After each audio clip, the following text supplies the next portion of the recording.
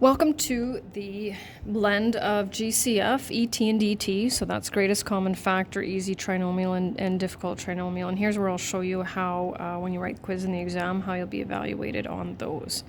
So this should look somewhat familiar as we did this with the GCF and the ET. Now I'm just adding the DT. So remember, the first thing that we do is always look to see if there's GCF. That's where we need to start first. It makes everything so much easier, especially if it's one of the other types as well.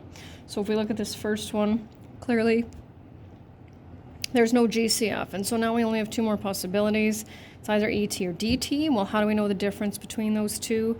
Well, our numerical coefficient here, that's what tells us, right? And because it's a 1, we know it's an ET.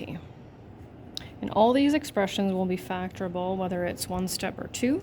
That, of course, will depend. So we just need to find two numbers that give us a product of negative 28 and a sum of 3.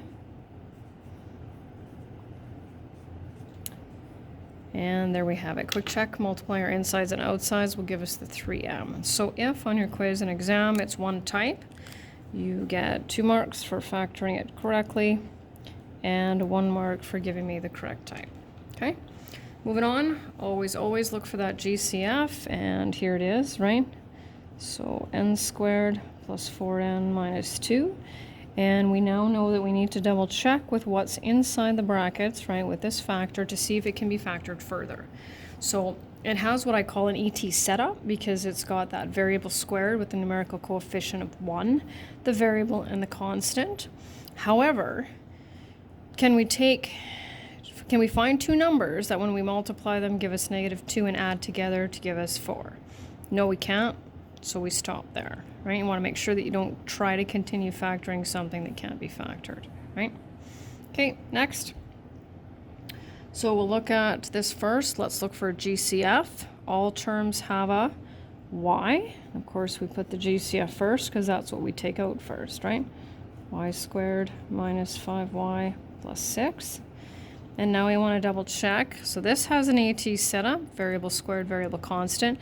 Can we find two numbers that multiply to give us 6 and add to give us 5? Yes, we can. And we make sure to bring down our GCF. We don't let that go because each line needs to be equivalent to the previous one. Y minus 2, y minus 3. And of course, this is one of the combos. And so if you end up with this, you get 1 mark for the first step, right? And 1 mark for the second step, and then half a mark each for telling me the two types. So my suggestion to you would be just to pause the video and do the second column, and then double check your answers, whether it's through the video or just the scanned version of the completed notes. And then you can continue on with the assignment if you'd like. So same deal here, right? GCF, we'll start there. Taking out that 3. And then, and here's where, look at this, we have our 3 terms now. It's not an ET because this is greater than 1. So it's a guarantee that if you see what I call a DT setup, I guarantee it works. And why is that? Well, I don't want you to spend time messing around with all the different factors and all the different combinations to find out if it doesn't work. With the ETs, it doesn't take too long. These ones more complicated. So, like I said, guaranteed to work wherever you find it. So we know everything's going to be positive. We know there's, right, only one way to get to 1. And so now I just have to figure out, is it 8 times 1 or is it 4 times 2? That will get us that 6x in the middle, right? And so we do this, and we always double check. 4x plus 2x, and there it is, right? GCF, a squared b. And so we divide our greatest common factor, a to the 4th divided by a squared. So we get that. Anytime our GCF is identical to one of our factors, or to one of our terms, sorry, in our polynomial, we're going to have a 1 in it, and then minus b cubed. Now, this one has 3 terms. Is it variable squared, variable constant? It's not even close. So we are done.